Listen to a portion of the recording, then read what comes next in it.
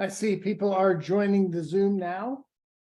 Welcome to Penn State's virtual speaker session. We'll be getting started in just a minute. If you want to go ahead and let us know who you are and where you're zooming in from, we'll give you a shout out from here in Happy Valley before we get to our presentation today by Nate Brown. He's a professor of mathematics at Penn State's Eberly College of Science. Again, welcome to the Alumni Association's virtual speaker session. I see Naomi down in New Orleans. Hope you are staying cool down there. And Karen Keller, her and her husband, Matt, they're great support of this program, makes this possible today. So good to see you, Karen. And I see Gabby from Harrisburg. Thank you all for joining the virtual speaker session. We'll be getting started in just a minute or two.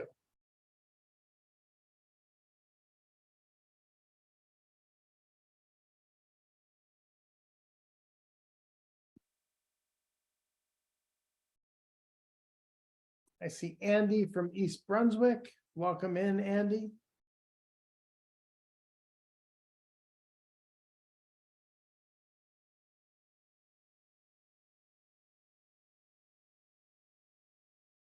I see Pradev at Penn State Berks and Amber right here in State College. We'll be getting started in just a minute with our presentation from Nate Brown. He's a professor of mathematics at Penn State's Eberly College of Science. Thanks for joining the virtual speaker session.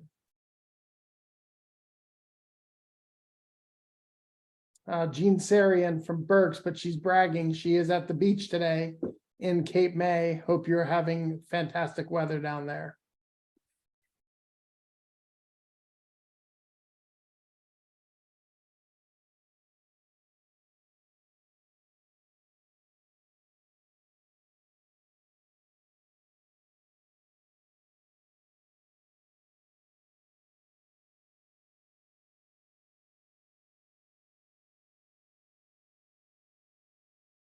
Good afternoon, Penn Staters, and thank you for joining us. I'm Paul Clifford, CEO of the Penn State Alumni Association, and I'd like to welcome everybody to today's virtual speaker session titled Equity in Higher Ed STEM Education. Live closed captions are available. You can access them by clicking the closed caption button at the bottom of the Zoom video window and then clicking Show Subtitle. You may also customize your caption view by clicking the stream to text link posted in the chat.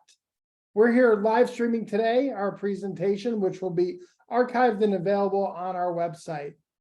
Today's virtual speaker session is made possible through the generosity of Matthew and Karen Keller, both 2000 graduates of the Eberly College of Science and loyal supporters of the Penn State Alumni Association. The Kellers created a program endowment at the association and are sponsoring an annual event that features the Eberly College of Science, its professors and students. Today's virtual speaker session is the second annual event in the program titled the Keller Family Alumni Experience in Science Series. Today's guest, Dr. Nate Brown, switched his focus to education after 20 years of research in mathematics. Specifically, he now studies equity, or rather inequity, in higher ed STEM education. Professor Brown will discuss what motivated the transition and present some work demonstrating the enormous disparities that still exist. He'll conclude with suggestions for improving the educational ecosystem and hopefully leveling the playing field so that everyone with talent, interest, and drive can be successful in STEM. For more on today's speaker, Dr. Brown is a professor of mathematics here at Penn State after holding research positions at the Institut Henri Poincaré, UC Berkeley, Mathematical Sciences Research Institute, Michigan State, and the University of Tokyo. And his research has received continuous support from the National Science Foundation since 1999. Last year, Professor Brown received Penn State's Eisenhower Award for distinguished teaching. The award, established in 1992, named after former Penn State President Milton S. Eisenhower, is awarded to faculty who, in addition to be outstanding teachers, provide support or mentoring as well. Thank you for joining us, Professor Brown. We'll turn it over to you.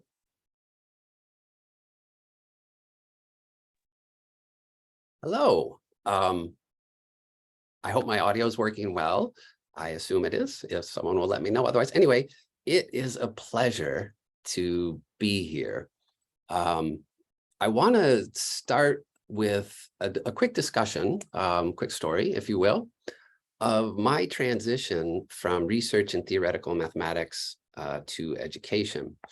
And I want to tell you that story for a couple reasons. One, it is fundamental to the topic that I'm going to discuss, namely institutional inequities. But I also I hope, excuse me, I hope that telling that story will help you understand why I feel so passionate about this topic, why it's so urgent in my mind, and everything else. So if you'll humor me, I'd like to tell you a quick story. So I am a theoretical mathematician by training. That means I spent a couple decades publishing, proving theorems in an area called operator algebras. It actually had its roots in theoretical physics, but it's a very esoteric branch of mathematics. And so that's, it's a good job. I loved it. It was very fun, but how did I end up switching? Well, that story actually starts in 2010.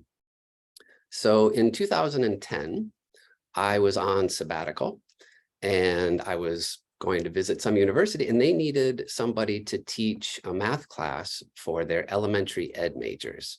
So this is a math class that's designed specifically for people who are going to go on and become elementary school teachers, okay, or elementary ed majors. Now, I had never taught a course for elementary ed majors before. I was used to teaching calculus, for engineers and math majors, graduate classes for mathematics, graduate students, and so on. And I've always loved teaching. So this sounded quite nice, excuse me, I'll have a new population, a new course, sounds fun. But I think really the most impactful reason that I was excited for this was because at the time, my two daughters were both in kindergarten. And so it was very exciting to imagine that I'm going to teach math to the undergrads who would go on to be, my daughter's elementary school teachers. So I'm excited. I'm like, yes, I'll take it. I'd love to teach this course. Can you hook me up with somebody there who has taught this course, who can give me a book, tell me the curriculum? Because, I didn't know what this course was all about. They say, sure, go see Professor X. Okay, so I go see Professor X. Professor X is a theoretical mathematician, just like me. So we instantly connect, right? And I'm asking Professor X about this course, and he's like, well, it turns out this course is my baby. I've been teaching this course for years and years. Professor X literally wrote the book that was used at that institution for this course. So I'm excited. I'm like, I'm in the best possible hands, right? I'm getting the information from a guy who loves this course, and he did. Like, he was such a sweet, wonderful man. He cared deeply about his students, very much interested in math education, making sure that the students, went on to be good elementary school teachers. Like, that was very important to him.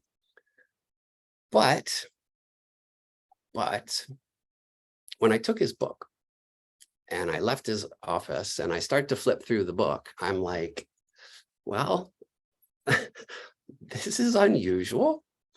And unusual here, I'm just being kind. Like, there's really no nice way to put it. Like, despite the fact that Professor X was a wonderfully kind and thoughtful and caring person, the course he had devised was absolutely the worst thing I've ever seen. Like, it was stunning.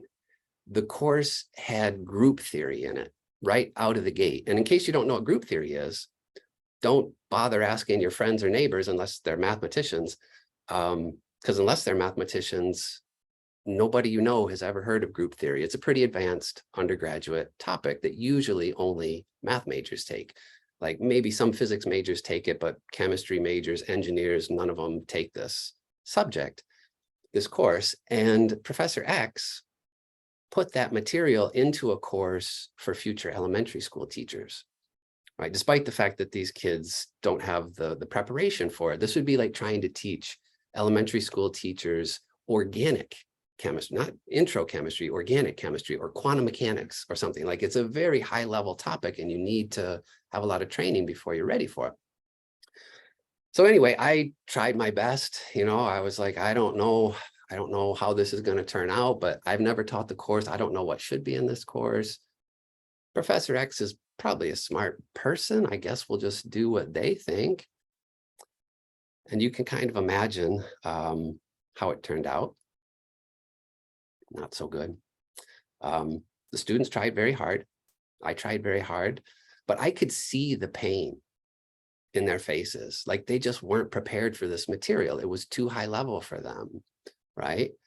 And that's not a deficit in the students. Like this is a deficit in the creation of the course, in the curriculum, right? It's just absolutely ridiculous to put this sort of material in a course for students who have never seen calculus, for instance.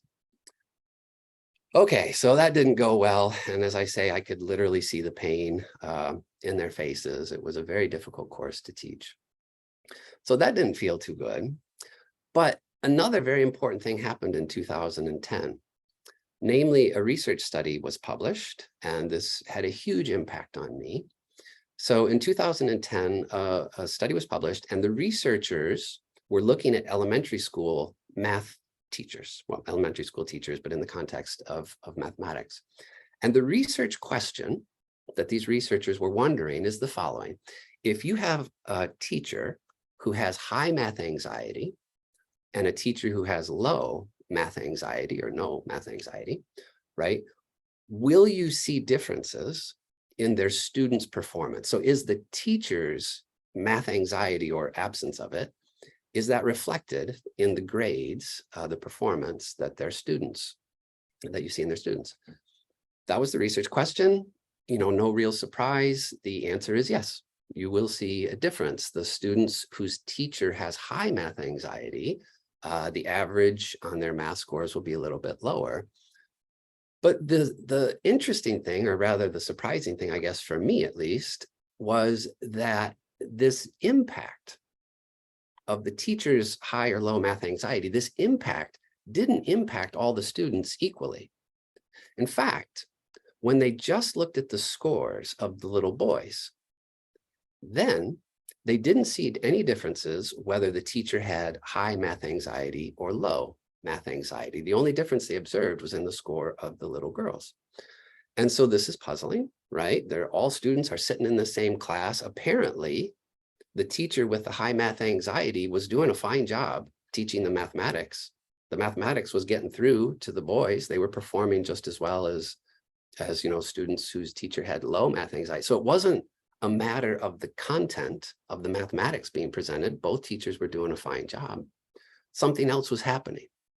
And what was it? Well, this research paper is not causal. They were only looking at correlations, so they couldn't establish a cause, but they did lay out what I think is a very compelling theoretical argument. And the theoretical argument goes like this. It's known that young children tend to emulate adults of the same gender identity. So little boys tend to emulate men, little girls tend to emulate women. And what this means is that if you have an instructor who has high math anxiety, the students in their class of the same gender identity are going to be more likely to pick up on that anxiety, internalize that anxiety, and then have that anxiety be reflected in their math scores. The thing is, though, that almost all elementary school teachers are women.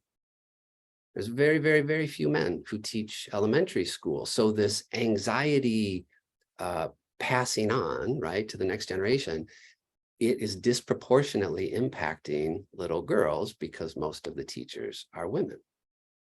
So let me summarize. The year is 2010. I am teaching a course that's essentially torturing future elementary school teachers with group theory, right? And I learn that whatever traumas and anxieties my students experience in my class, that's likely to be passed on to my daughters, but not to any of our sons.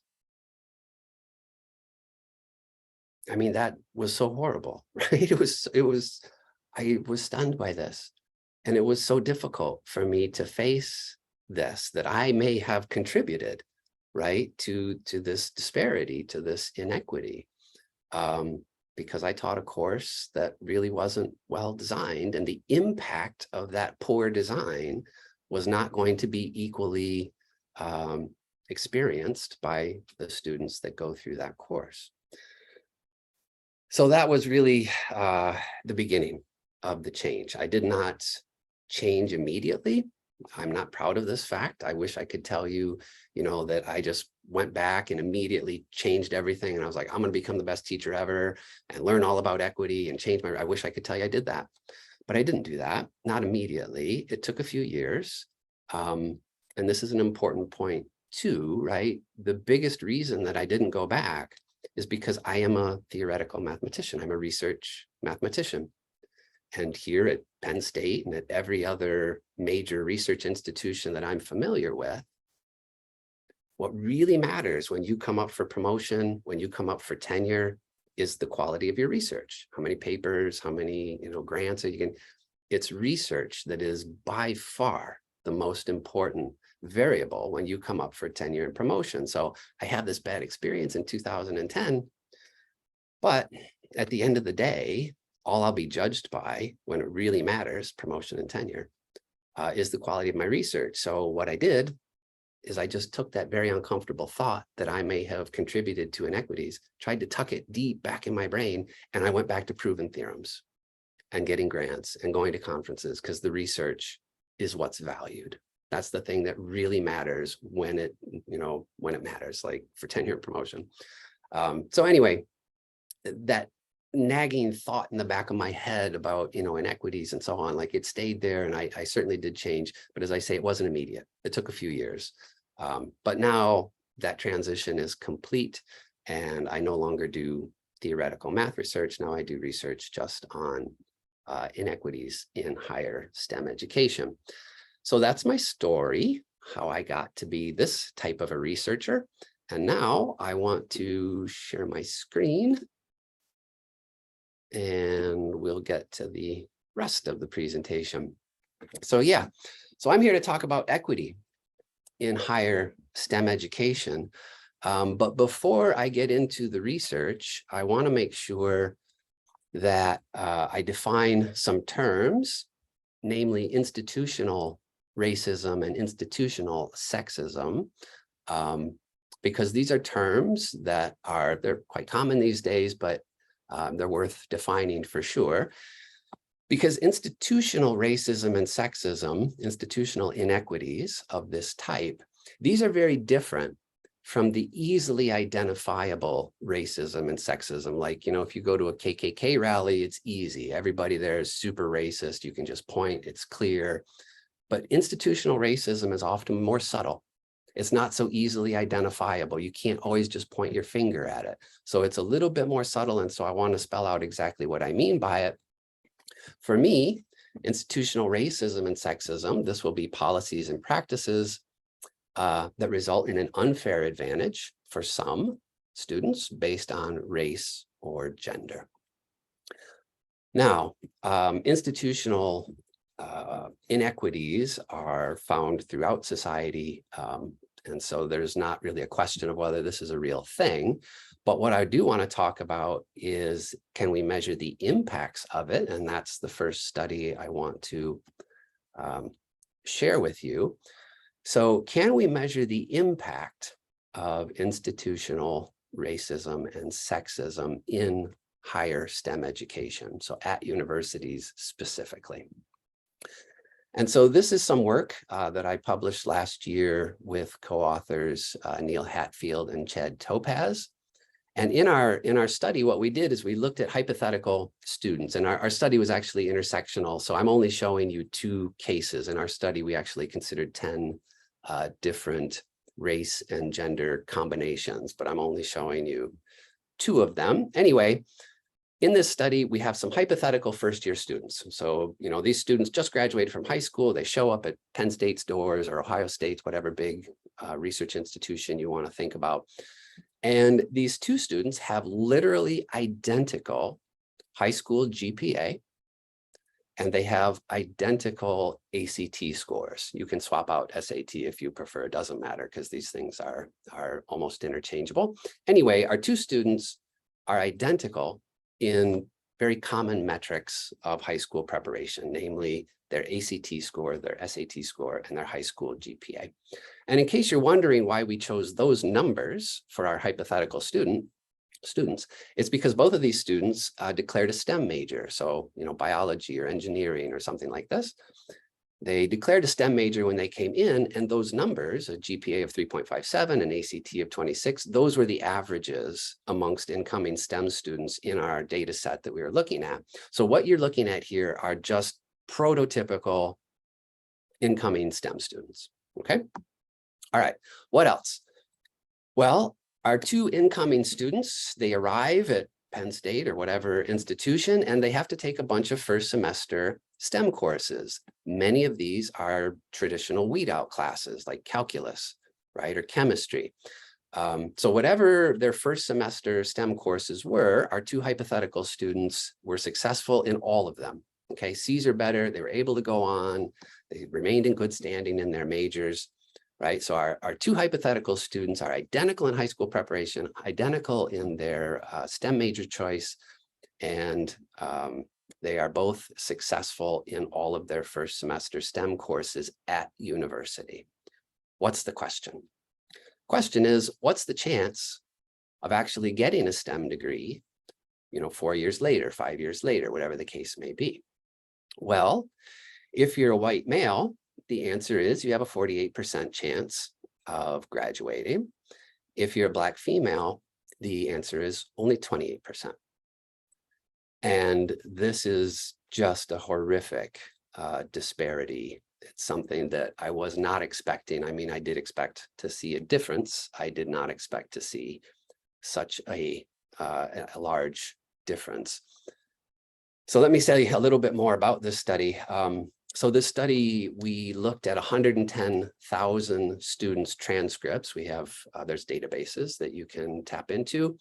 So we looked at 110,000 students. All of these students came from large research institutions, Penn State peer institutions. So you can think of them as being Penn State students if you like, although Penn State data was not in our data set. In any case, we had 110,000 students, large research institutions. So this is a very large study. And that disparity, right, the difference between 28% and 48%, that demands an explanation. Like, we've got to figure out how to correct that, because that's unacceptable. At least it is to me, right? But when we look for explanations, when we try to understand why those differences exist, what we cannot do, we cannot blame differences in high school preparation. Our students had identical ACT scores. Our students had identical high school GPA. So we cannot blame this on differences in K-12 preparation because we controlled for that. We cannot blame this on differences in interest, right? Some folks would say that this group or that group is more interested in STEM. We can't say that because both of our students declared a STEM major when they came in.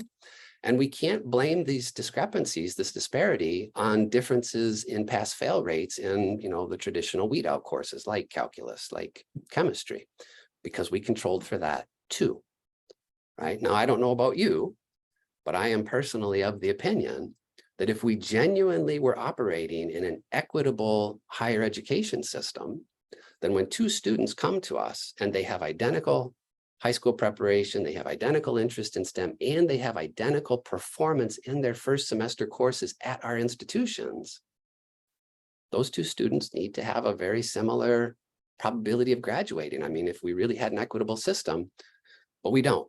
Those differences are ginormous. And so we definitely are seeing impacts of something happening at our universities. We can't point the finger elsewhere. These are problems at our institutions that are resulting in these large disparities in graduation rates. So that, to me, is the takeaway, right? That institutional inequities are having an enormous impact. We can quantify, we can measure the impact, but we still have to try to figure out what all the influences are. Right? It's one thing to measure the impact. That's sort of like, taking your temperature and wondering if you have a flu. Like, the temperature is a red flag, but it doesn't tell you have a flu. You might have other things. You never know. You have to find out what the influences are, what's really happening when you dig in a little bit deeper. And there's a lot of things that could be said. There's a huge body of literature out there. There's entire books that are written about racialized STEM education at this point. So I'm just presenting for you a sample of that body of work.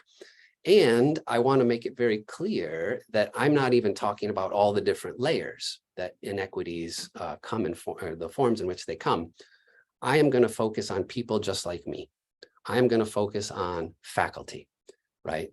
You can talk about admissions, you can talk about mentoring, you can talk about research experience. There's lots of angles here, but I'm going to focus on faculty because I'm faculty. And so that is the group that I am most interested in understanding the ways that we can be better, right? How can we help shrink inequities instead of making them worse? So some of the research around faculty contributions takes the form of implicit bias research. If you're not familiar with implicit bias research, I will say that this is so incredibly well established that there is no question anymore about whether or not humans carry implicit bias. If you are human, you carry implicit bias. It's that simple. We all do.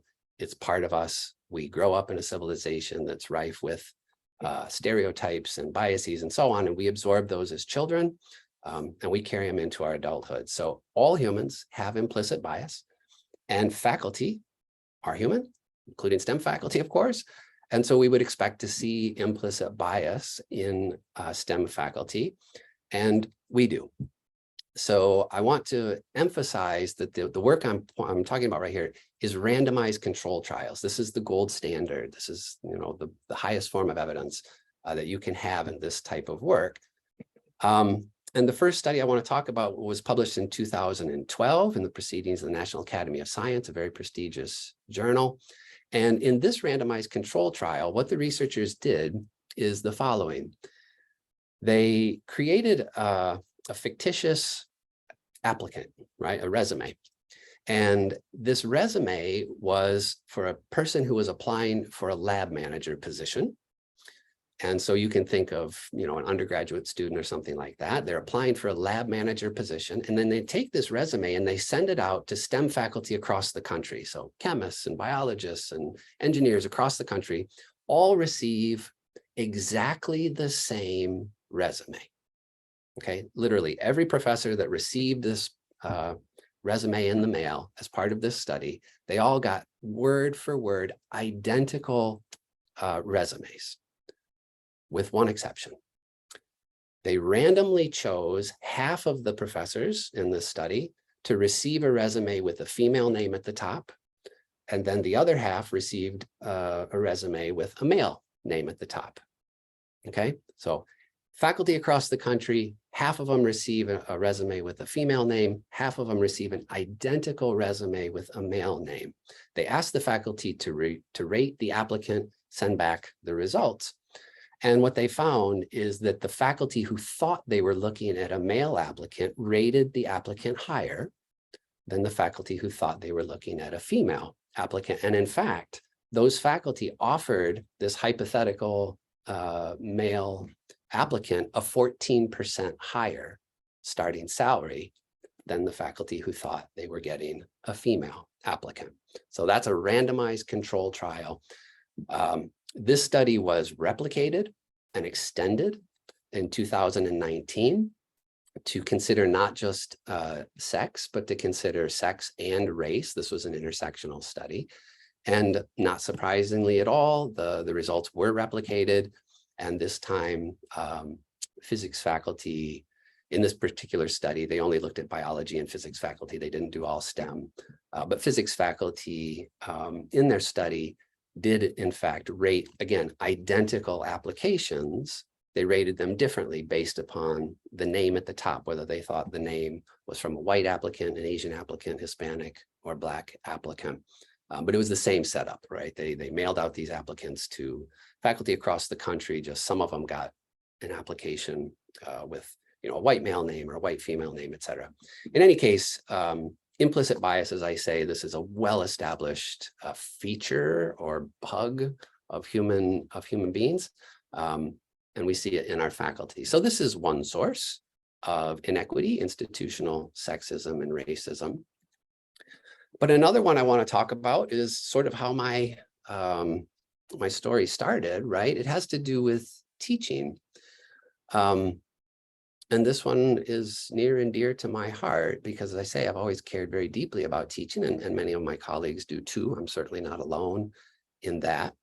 So to set it up, though, we need to acknowledge some elephants in the room, some open secrets that all faculty are aware of, but department heads, deans, presidents don't much want to talk about these things.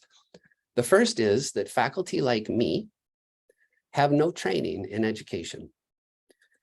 And I really mean this, right? Like when I was in graduate school, I was given a ton of training in how to do math research, but I was given no training in how to teach. I was given no training in theories of learning. How do students learn, right? What are different pedagogical practices? I think if I remember correctly, I had a 1 hour, maybe it was a 2 hour workshop on the mechanics of teaching. Like, how do you keep grades? How do you give papers back so that you don't reveal the scores of students to other students, right? It was a very administrative training, if you will, but I never ever was requested, encouraged, certainly never forced to take a course in teaching, in education. And yet 45% of my job, and that's the official number here in the math department, 45% of my job is teaching. And I have no training in it. And most of my colleagues don't either. I mean, there are exceptions, of course, faculty in education, for instance, but most STEM faculty, chemists, biologists, engineers, most of us have no training in education. As I've already sort of mentioned, it's also true that teaching is not valued when it comes time for the most important decisions, promotion, tenure. It's not valued by research institutions. I've sat on our promotion and tenure committee. So this is, unfortunately, I've seen it with, with my own 2 eyes. When it comes time for important decisions like promotion and tenure, 90% of the conversation is about research.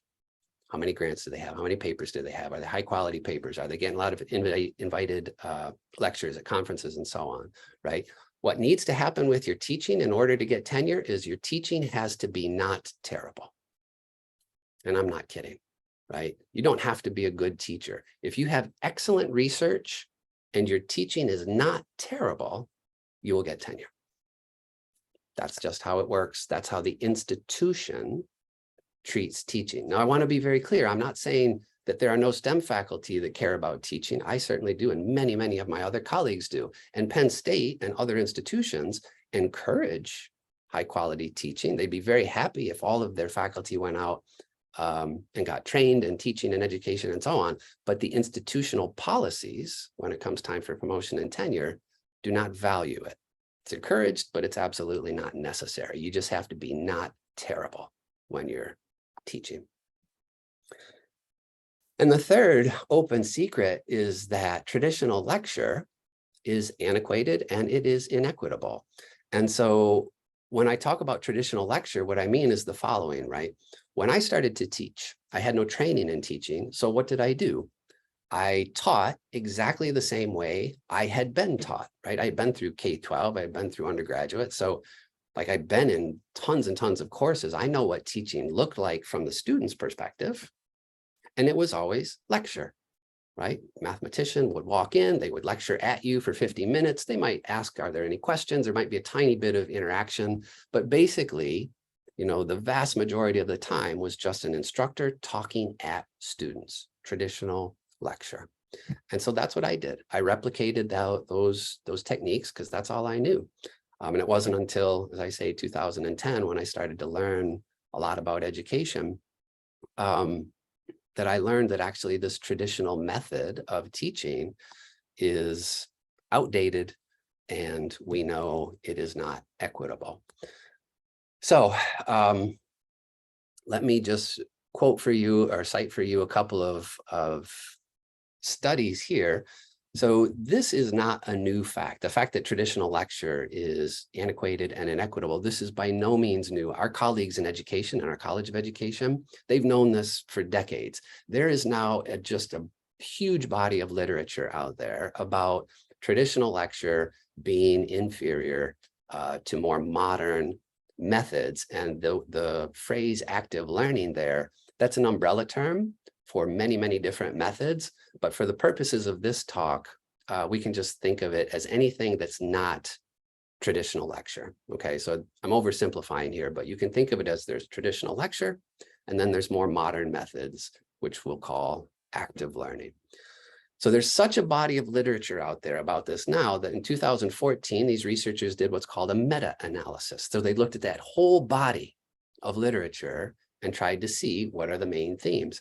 And the themes in this whole body of literature all point to the same conclusion: more modern pedagogical methods of teaching. This not only increases student learning for all students, but it importantly, from my perspective, it helps reduce inequities for underrepresented students.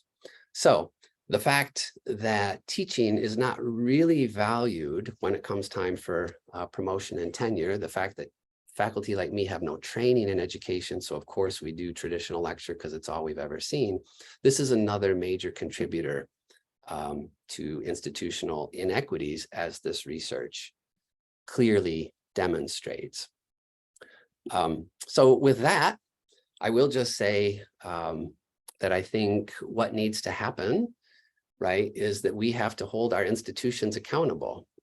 Because I think we all want Penn State and every other research institution to be the best it can be. I know I do, right?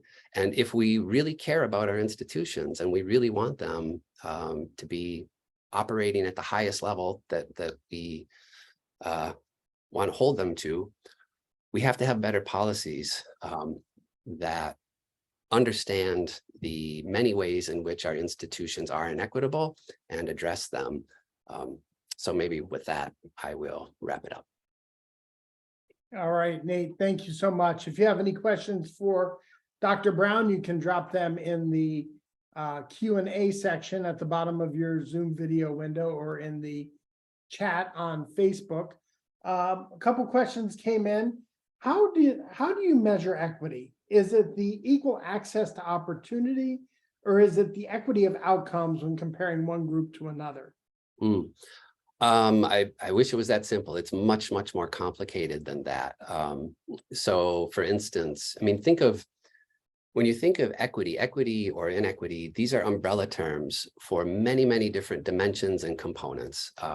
So equal opportunity is one component, but I've already talked about teaching methods that are inequitable. That's a different component, but there's also components that are very difficult to measure and know what to do with. So for instance, socioeconomic status, right, is a very important component of equity or inequity. I mean, just think about if you have two college students who show up, after high school, and one of them has to get a part-time job just to feed themselves, and one of them doesn't have to do any of that because they happen to come from a wealthy family who pays all their bills, they won't have any loans, right?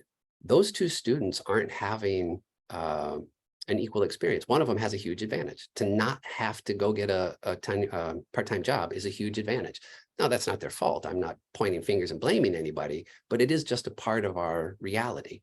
There's another one that I think is very important here, especially post-pandemic, right? Mental health issues have skyrocketed amongst young people as a result of the pandemic. And if you happen to be born into a family that cares deeply about mental health and recognizes, red flags and helps you navigate those difficulties, provides resources, that student is at a great advantage over a student who isn't born into a family that prioritizes mental health and so on. So equity or inequity is all around us. It comes in many, many different forms. It has many different dimensions. And I don't know of a single measure that would capture all of those dimensions. So personally, I don't think of a measure for equity. I think of many, many different measures that try to capture the different layers, the different dimensions of it. So Holly has a couple questions, but I'll try to sum them. I'll try to sum them up. What effect do you think So kind of what's the correlation or the juxtaposition between opportunity and equity and stereotypes that certain groups may face that actually provide the barrier? So for example, stereotypes against women in STEM, might actually be the barrier as to why they don't pursue STEM versus having the opportunity to pursue it.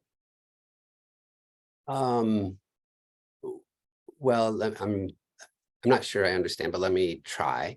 Yeah. So if the question is, right, is it true that some students will be dissuaded from entering a major because they're aware of the biases that they face, of the inequities that they face? I'm sure that's true. I'm sure there are some students who choose to go elsewhere rather than face an inequitable future in some discipline. And that is not a nice thought.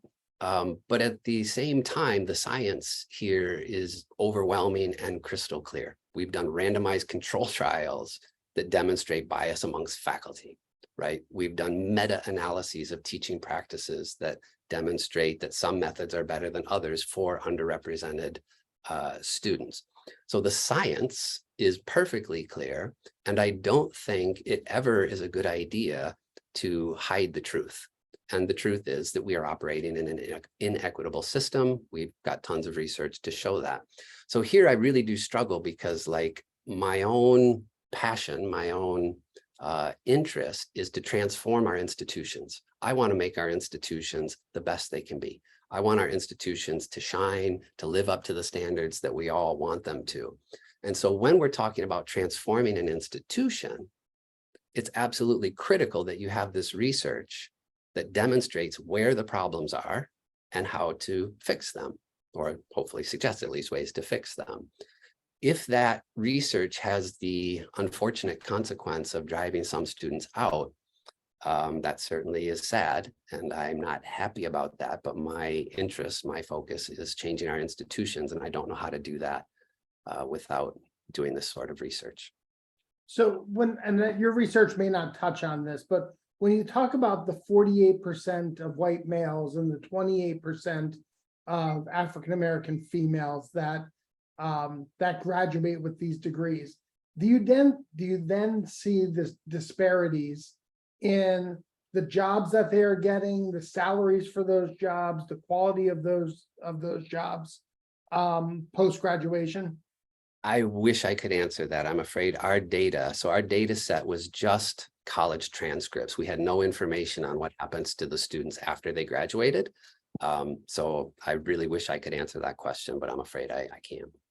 So when you talk about like tackling inequitable processes in universities, this is from Georgianne asked this. Where do you start? Is it the admissions process? Is it faculty? Is it resources within the university? Well, that's a tricky question. So I guess the short answer is every one of us that works at Penn State, or even the alumni who are just supporters of and still want the best for Penn State, every one of us has a role to play. And the role that you play will very much be determined by your position. So I'm a faculty member, so I focus on faculty. What can faculty do better? If I worked in the admissions office, then you should start in the admissions office. If you work in advising, then that should be the place that you start. If you're an alumni, if I could put out a humble request to everyone in this room, right? Hold Penn State accountable. Hold them accountable. Right? We want the best for this institution, and ignoring facts, ignoring science is in nobody's best interest. So everybody has a role to play. Now, I will say, I personally believe that faculty do indeed hold the most power at institutions. This is difficult to quantify, and I wouldn't quite know how to do that.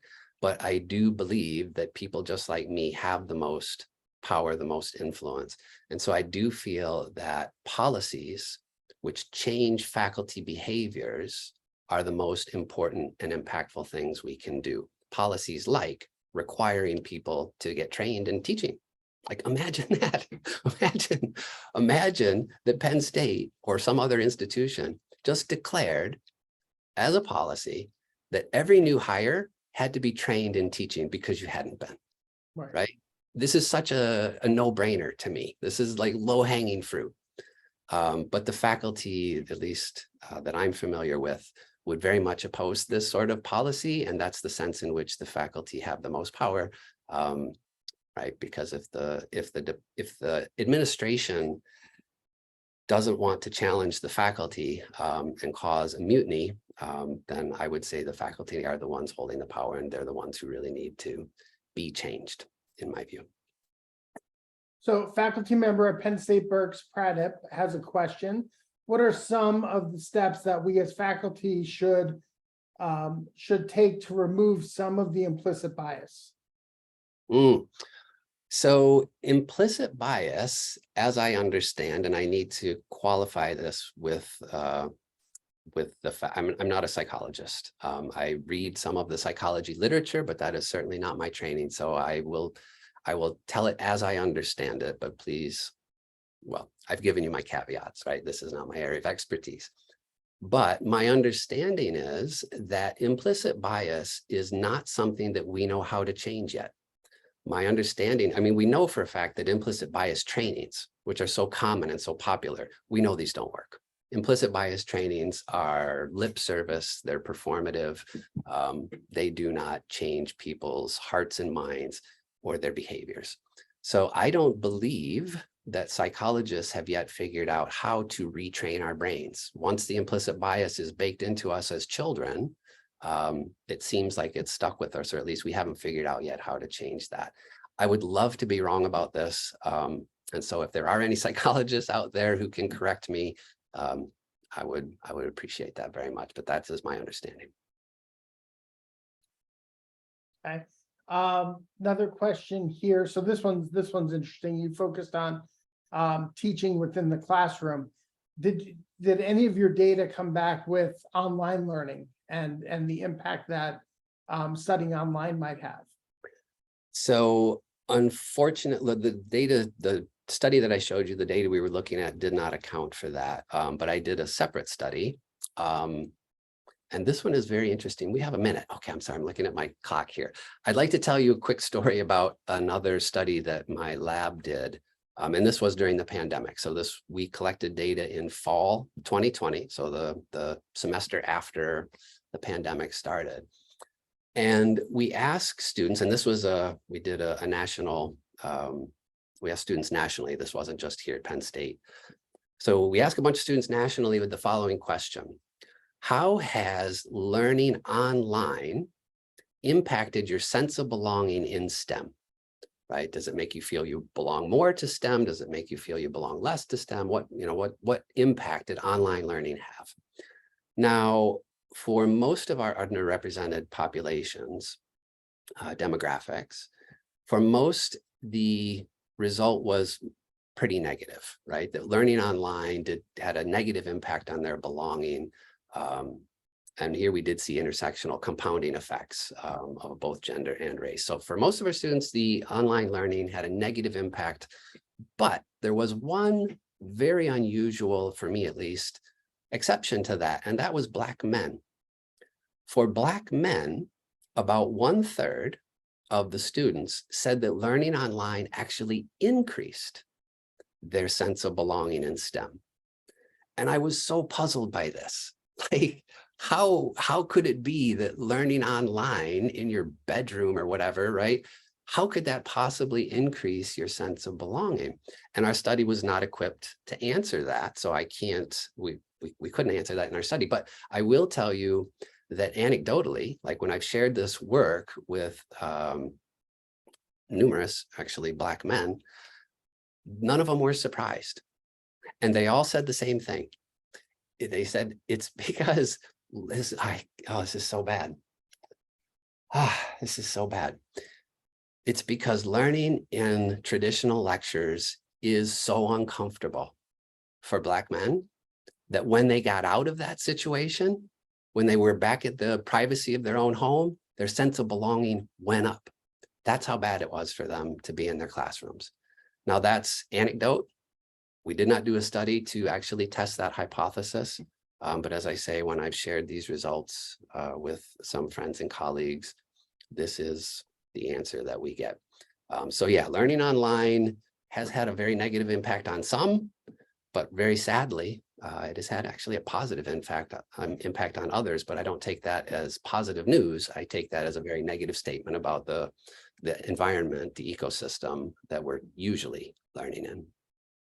So Nate, if people want to learn more about your work, where can they go to find out more about that? Or if they have other questions that we didn't have time for today, how can they reach you?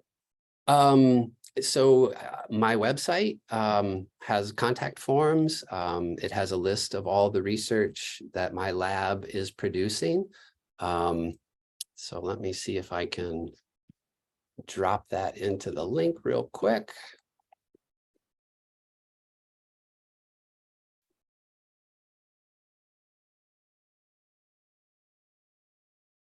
I think I've got it.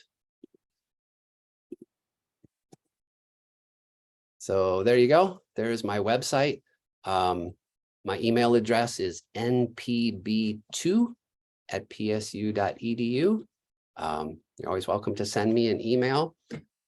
But yeah, these days, there's actually a lot of resources out there around inequity in STEM education. So I'm quite happy to provide resources for anybody who wants to read a book. There's great books out there. Actually, maybe I'll drop one name. So Dr. Ebony McGee has written a book called Black, Brown, and Bruised, apologies. And it's all about racialized higher STEM education. So if you want to look up Dr. Ebony McGee, Black, Brown, and Bruised, that to me is a terrific starting point for understanding the many layers and components of inequity in higher STEM education. Great. Well, Dr. Brown, we want to thank you for joining us today on the virtual speaker series, and we want to thank our audience. We want to let you know you can find out about all of our virtual events or our in-person events on our website at alumni.psu.edu. Thank you so much for tuning in and for all you do for the university, for the glory, and for the future. We are Penn State.